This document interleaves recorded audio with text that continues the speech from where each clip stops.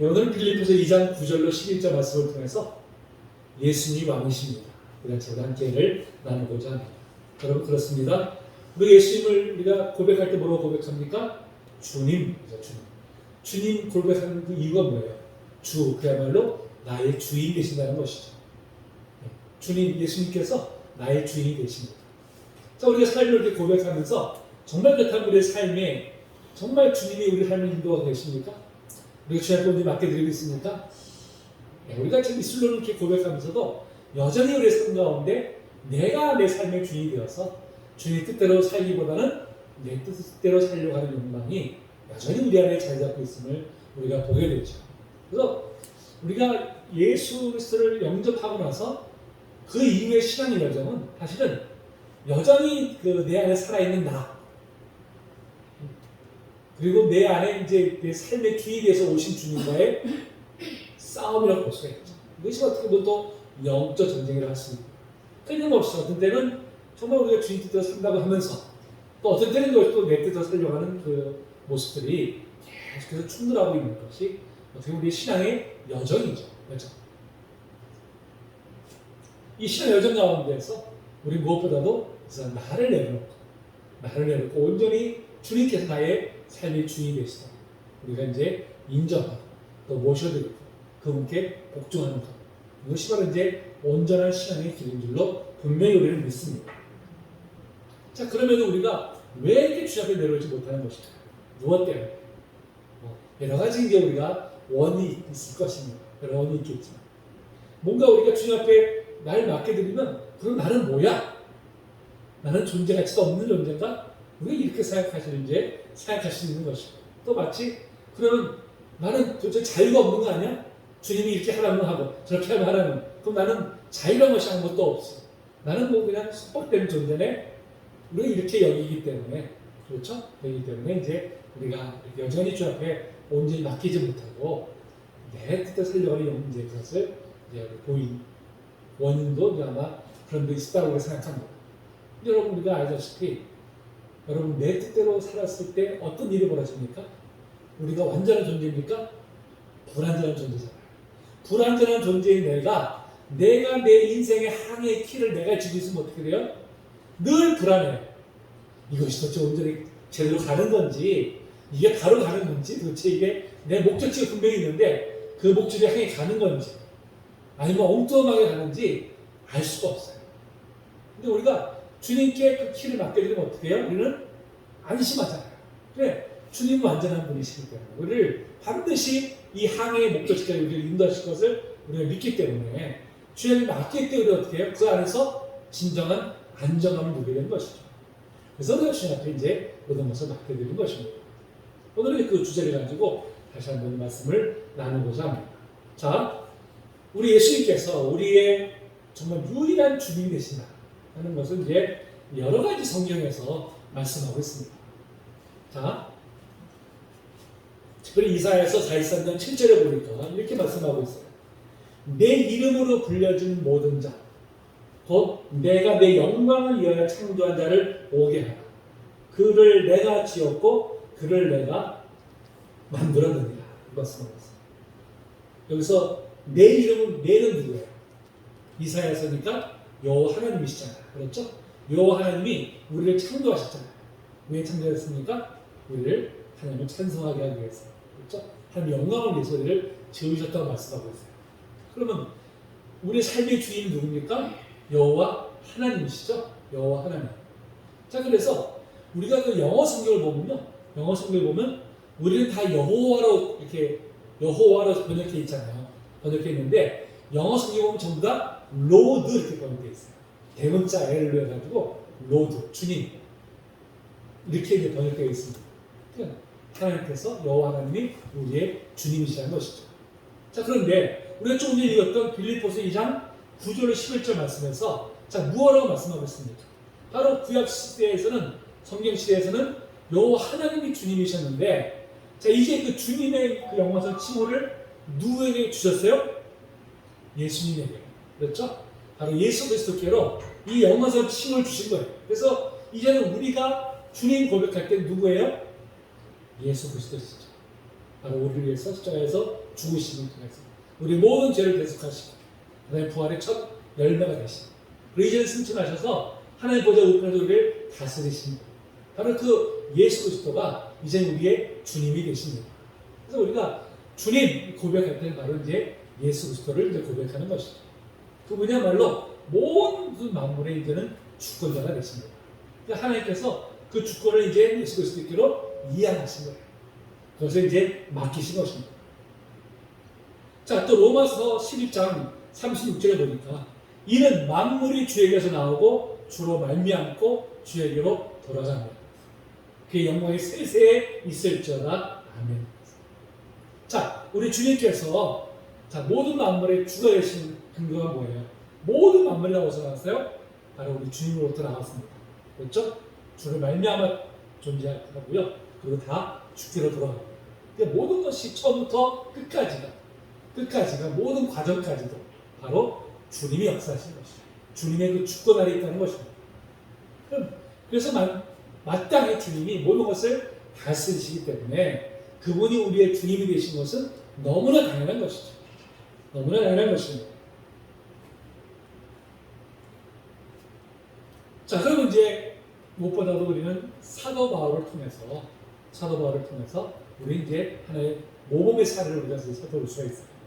자, 사도 바울이 로마서 14장 7절 8절에서 이렇게 말씀하고 있어요. 우리 중에 누구든지 자기를 위하여 사는 자가 없고 자기를 위하여 죽는 자가 없도다.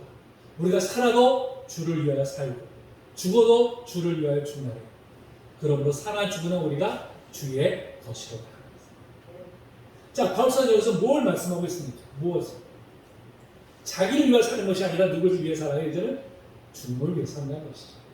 우리의 존재 이유가, 존재 목적이 전에는 예수 그리스도를 모를 때까지는 나를 위해 살았어요. 내 영광을 위해 살았어요. 내 자신을 위해 살았어요. 그랬던 우리의 삶이 이제 예수 그리스도께서 우리의 삶의 주인이 되시니까 이제는 우리의 삶의 주체가 바뀌었죠. 목적이 바뀐 거예요. 전에는 나를 위해 살았던 삶이 이제는 주님을 위해 사는 삶으로 우리가 이제 바뀌어질 것이죠. 그러니까 우리의 삶의 이 주권을 그분께로 이제 우리가 이양시켜드립니다. 그분께 이제 온전히 우리가 올려드릴 것입니다. 왜 그래요? 우리가 주님의 것이기 때문에. 나는 내 것이 아닙니다. 그렇죠? 주님의 것이에요. 주님의 것이기 때문에 마땅히 주님이 우리를 다스리신 것이 이제 너무나 당연한 것이죠. 살아도 주를 위해 살고 죽어도 주를 위해 사는 건 뭡니까? 태어나서부터 죽을 때까지 모든 삶의 과정이 다 뭐게 돼요? 온전히 주님께서 다스리시는 이제 그런 삶의 경향을 분명히 것을 이제 말씀하고 있습니다. 자, 그래서 바울 사도는 어떻게 이렇게 고백할 수 있을까? 어떻게?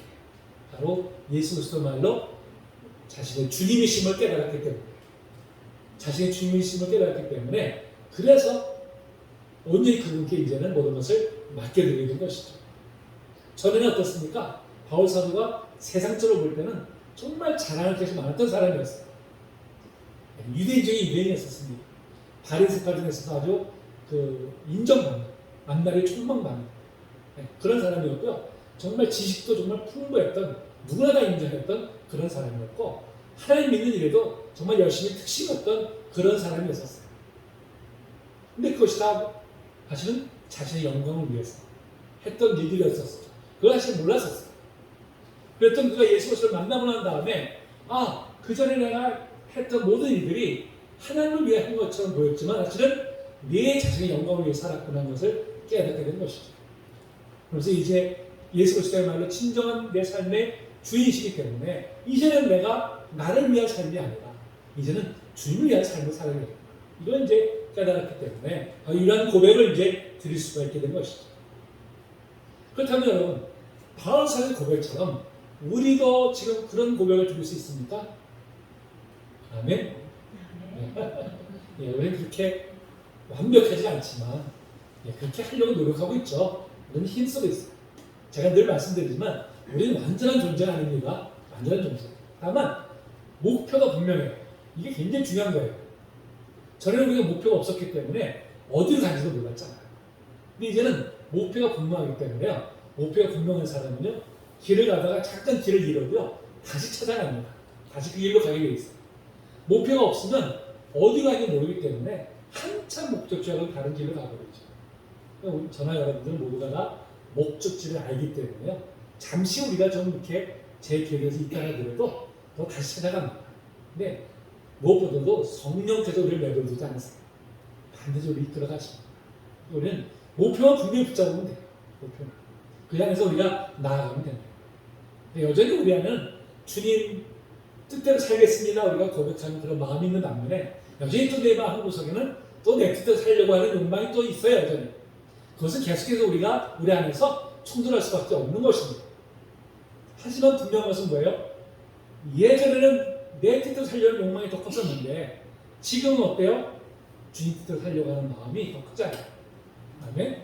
그것이 우리가 신앙이 성숙해져 간다는 바로 증거가 되는 것입니다. 주님은 그 모습만으로 기뻐하세요. 그 모습만. 자, 그럼 우리가 주님께서 내 삶의 주인이라고 하는 고백을 우리가 드리는데, 자, 그러면 내 삶의 영역이라는 것은 어디까지 말하는 것일까요? 어디까지? 모든 것이죠. 모든 것. 자, 모든 것은 뭐가 있을까요? 자, 가정, 또 내 자녀를 대하는 것, 또 내 물질, 뭐 이런 모든 것까지. 사실은 주님이 나의 주님이시죠. 네, 그때부터 어떻습니까? 나는 그냥 청직이에요. 주님이 나한테 맡겨주신 것이지 내 것이 아니죠. 그렇죠? 그렇기 때문에 온전히 주님 뜻대로 사용하는 것이죠. 자식도 전에는 내 자식인 줄 알았는데 아니에요. 주님께서 나한테 맡겨주신 거예요. 그러면 이제는 내 뜻대로 자녀를 대하는 것이 아니라 주님 뜻대로 대하는 것이죠. 그것이 바로 이제 올바른 주님의 주권을 인정하는 바로 이제 올바른 자세인 줄로 믿습니다. 자, 이렇게 바울 사도는 이렇게 우리에게 보원에 대해서 모든 보호를 보여줬는데, 성경에 보면 또 부정적인 그 모습들도 있어요. 자, 라오디게아 교회, 계시록 3장에 보면 라오디게아 교회가 나옵니다. 자, 길기 때문에 읽지 않습니다만은, 자, 라오디게아 교회는 편지 중에 이렇게 말씀하고 있어요. 네가 차지도 아니하고 뜨겁지도 아니하다 그랬어요. 네가 미지근하게 뜨겁지 않고 차지도 아니하니 내가 그 너를 토하여 버리라. 또 내가 말하기를 나는 부자라 부유하여 부족한 것이 없다 하나 내 곤고한 것과 가련한 것과 눕는 것과 별거 것을 알지 못하는 것다 했어요. 다음에서 19절 보니까요. 무릇 내가 사랑을 청망하며 징계하니 그러므로 내가 열심을 내라 회개하라. 볼지어다 내가 문 밖에 서서 두드리노니 누구든지 내 음성을 듣고 문을 열면 내가 그에게로 들어가 그와 더불어 먹고 그는 나와 더불어 먹으리라. 이것이 이제 라오디게아에 주신 바로 이제 주님의 말씀이죠. 자, 이 라오디게아 교회가 안고 있었던 문제가 두 가지가 있었어요. 두 가지. 첫째는 뭡니까? 차지도 않고 뜨겁지도 않은 신앙생활이죠. 적극성이 없는 거죠. 열심이 없는 것이죠. 이것도 아니고 저것도 아니고 세상을 아닌 아는 것도 아니고 그렇다고 주님 앞에 나와서 열심히 해. 주님 섬기는 것도 아닌 미적지근한 바로 그런 모습. 그게 바로 이제 라오디게아 교회가 안고 있었던 문제점이었죠. 또 하나 뭐였었어요? 나는 부자라 부욕한 것이 없다 그랬어요. 자만에 빠져 있는 것이죠. 자만에 빠져 있죠. 이 두 가지가 바로 이제 라오디게아 교회가 안고 있었던 문제점입니다. 여러분 이것이 비단 라오디게아 교회의 문제뿐이겠습니까? 사실은 우리의 문제죠. 그렇죠? 우리도 처음에 예수 그리스도를 우리가 만나고 나서는 너무나 그 은혜가 커서 정말 열심을 가지고 정말 우리가 그 주님을 위해서 헌신했는데 세월이 지나다 보니까 어느샌가 모르게 우리가 무뎌져 가고 그러다 보면 점점 우리 안에서 주님을 향한 사랑이 식어져 가는 그런 것을 우리가 이제 느끼게 되잖아요. 그것이 바로 이제 우리의 모습이고 합니다. 자, 무엇보다 이 라오디게아 교회가 바로 이제 나는 부자라 부유한 것이 부족한 것이 없다. 참 우리가 그런 것 같아요. 이 땅에서 우리가 사실은 물질 복도 우리가 참 구하잖아요.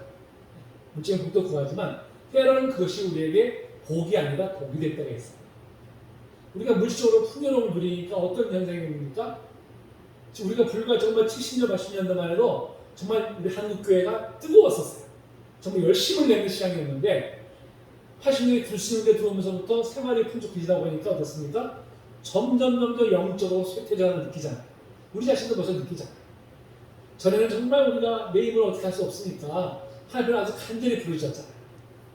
우리가 IMF 때도 경험했어요. IMF 때 우리 정말 가정이 막 무너지고 사업체가 무너져가면서 기도원마다 정말 다시 기도의 불길이 타올랐었는데 좀 IMF 문제가 다시 또 좀 해결되고 안정되니까 언제 그러냐는 듯이 다시 또 예전의 모습으로 돌아가요. 그걸 보면서 우리가 참 이 물질적인 풍요로움이라는 게 그것이 결코 우리의 영적으로는 그것이 복이 된 것은 아니구나 하는 것을 느끼게 됩니다. 라오디아 교회가 물질로 풍족하다 보니까 부족함이 없게 생각하는 거예요. 사실은 우리가 정말 부족함을 느끼는 건 뭡니까? 영적인 거잖아요.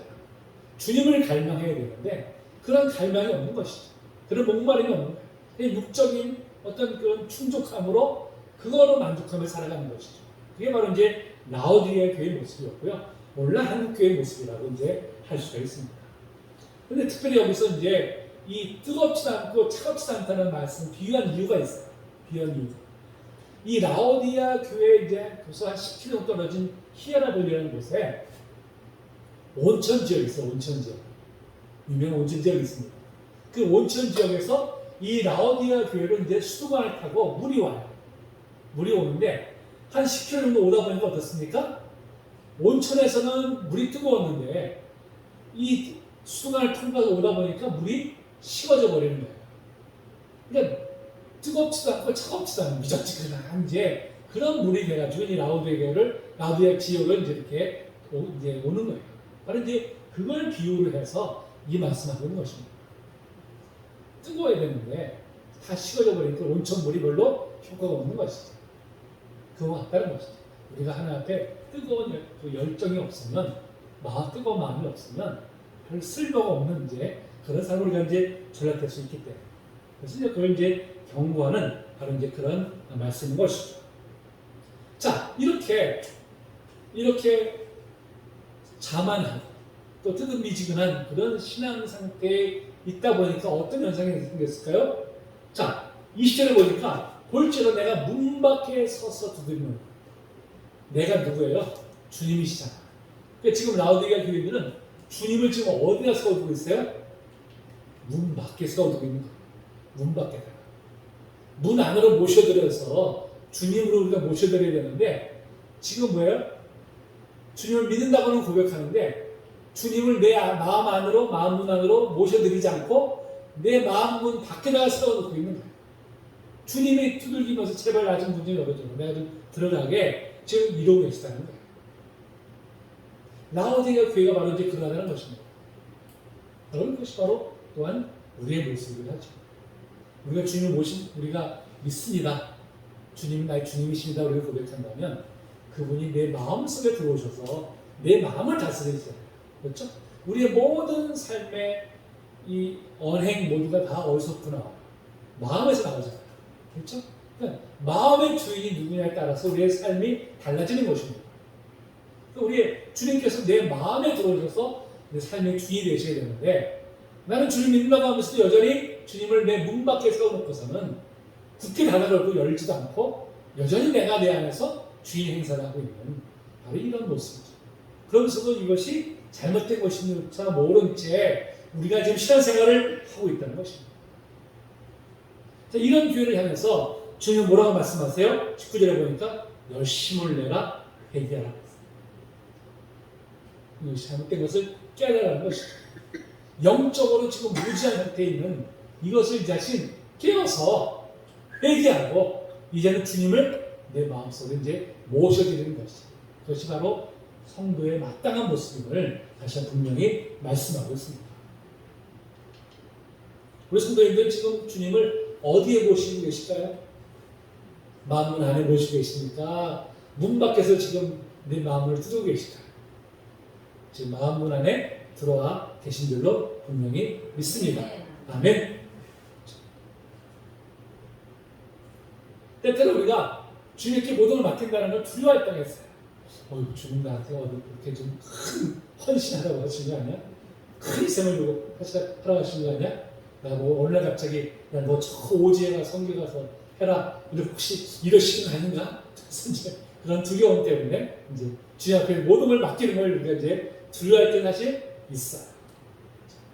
그래서 주님께서는요, 다 분량에 맞게 이끌어 가십니다. 분량에 맞게 우리 인도하시지, 우리 분량에 맞지 않는 것을 우리가 요구하시지 않으세요. 그렇죠? 우리 주님은 그런 분이십니다.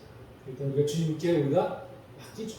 주님께서 우리가 뭘 하라고 하실 때는요, 감당을 할 만하니까 시키시는 거예요. 우리가 감당하지 못하는 건 우리에게 맡기지 않으십니다.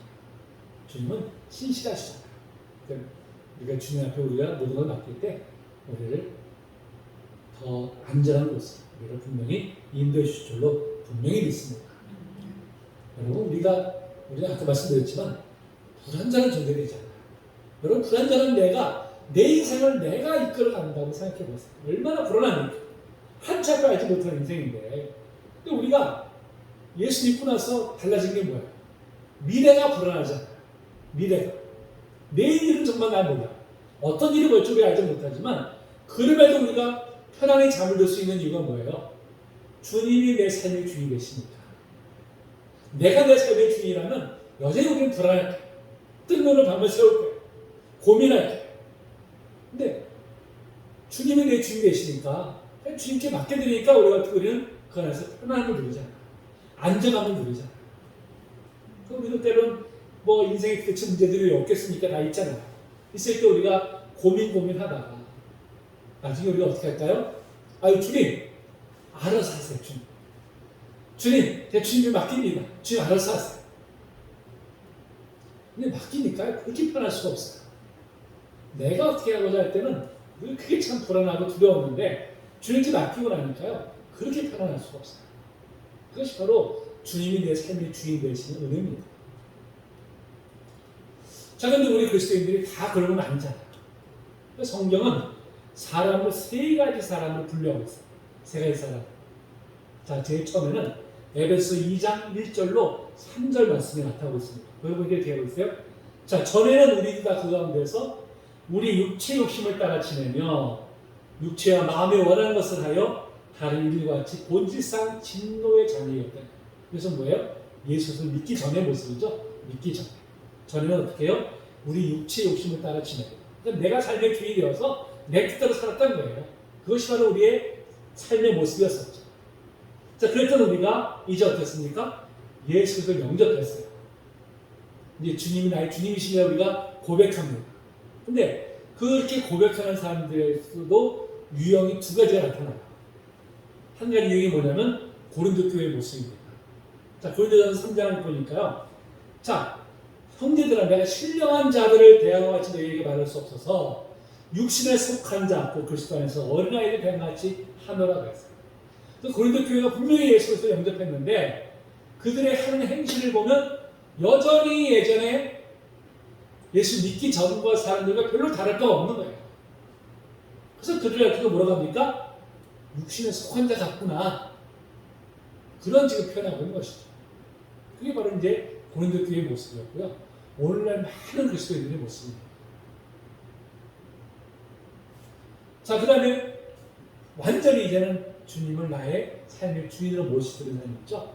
갈라디아서 2장 10절 말씀입니다. 내가 그리스도와 함께 십자가 못 박혔나니 그런즉 이제는 내가 사는 것이 아니고 오직 내 안에 있는 그리스도와께서 사시는 것이다. 이제 내가 육체가 안에 사는 것은 나를 사랑하사 나를 위하여 자기 자신을 버리신 하나님의 아들을 믿는 믿음 안에서 사는 것이다. 나는 죽고 예수 그리스도 살아가는 삶이죠. 이제는 나는 많이 죽었어. 예수님이 오직 내 삶의 주인이 되십니다. 자, 이렇게 세 가지 유형이 있어요. 인간. 우리는 지금 어디에 속해 있을까요? 2장 20절의 고백처럼 이제는 내가 죽고 예수 그리스도께서 내 삶의 주인이십니다. 여러분, 이 고백이 바로 우리의 모두의 고백이 되는 줄로 믿습니다. 자, 그러기 위해서 무엇보다도 이제는 주님이 내 삶의 주인으로서 우리는 그분께 모든 것을 우리가 맡기고 나아가야 됩니다. 내가 내 뜻대로 하려고 하는 그것을 이제 우리가 온전히 내려놓고 주님이 나의 주님이십니다. 주님께 모든 걸 맡깁니다. 이제 주 뜻대로 행하여 주시옵소서. 우리가 주님께 모든 것을 맡기는 것, 그것이야말로 바로 우리가 온전한 그리스도인으로 성숙한 그리스도인의 마땅한 모습인 줄로 분명히 믿습니다. 우리는 그를 위해서 더욱더 우리가 기도하면서 주님께 더욱더 맡기를 힘쓰는 우리 모두가 되기를 주님의 이름으로 축복합니다. 아멘.